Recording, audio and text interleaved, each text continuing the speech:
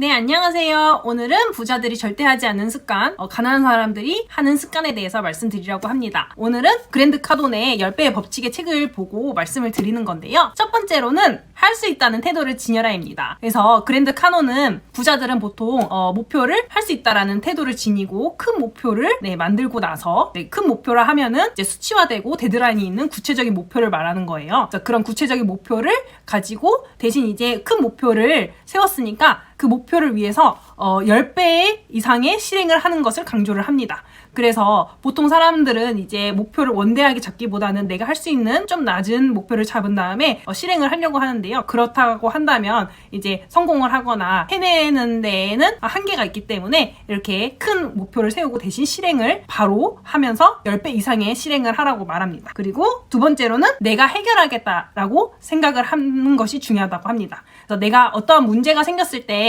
그 문제가 나로 인해서 생긴 문제가 아닌 경우가 많잖아요. 근데 이제 그 문제를 만든 사람을 탓하고 그 문제에 대해서 이거 어떡하지? 그 사람 탓만 한다면 아무것도 해결이 되지 않기 때문에 그 문제의 원인은 차차 하더라도 그 문제를 내가 겪은 문제이기 때문에 그 문제를 해결하고 책임을 지는 사람은 나라고 생각을 하고 내가 그 문제를 해결해야 하고 해결할 수 있다는 생각을 하는 것이 중요하다고 합니다. 그렇게 하면은 아무래도 어떤 문제를 받아들이는 그런 태도가 변화했기 때문에 삶을 사는데 상당히 수동적이기보다는 능동적인 그런 태도로 바뀌고요. 그리고 이제 그랜드 카돈은 어떠한 실패나 이제 장애물을 겪었을 때 구체적인 목표를 계속해서 썼다고 합니다. 그래서 예전에 제가 말씀드렸던 100번 쓰기와 같은 맥락인데요. 근데 이제 그랜드 카돈은 어떠한 목표를 큰 장애물이나 어떠한 난간을 겪었을 때 그런 목표를 계속 적으면서 내가 해결할 수 있다라는 생각을 가지고 계속해서 어떠한 액션 플랜을 할 것인지 바로 실행할 것이 무엇이 있는지 내가 할 수 없는 것과 할 수 있는 것을 나눠서 할 수 있는 것에 대해서 이제 생각을 하면서 적었다고 합니다. 그리고 세 번째로 이제 난간을 기회로 삼는다고 합니다. 그래서 보통 이제 가난한 사람들은 난간을 겪었을 때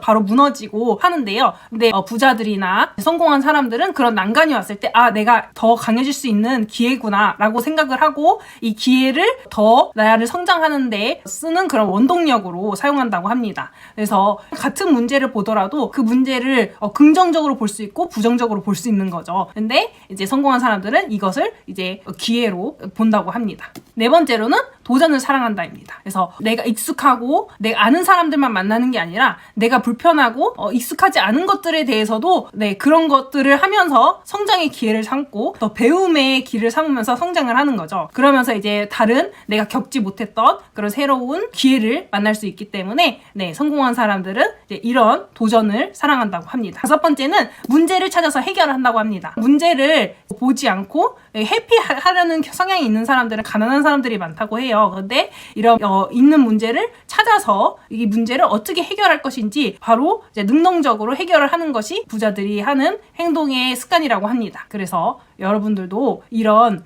5가지 부자들이 절대 하지 않는 습관들, 또 가난한 사람들이 하는 습관들은 이 책을 또 보시면 더 자세히 나와 있거든요. 그래서 여러분들도 이제 이 그랜드 카돈의 10배의 법칙의 책을 읽으시고 더 오늘도 실행하고 성장하는 하루를 보내셨으면 좋겠습니다. 네, 감사합니다. 화이팅!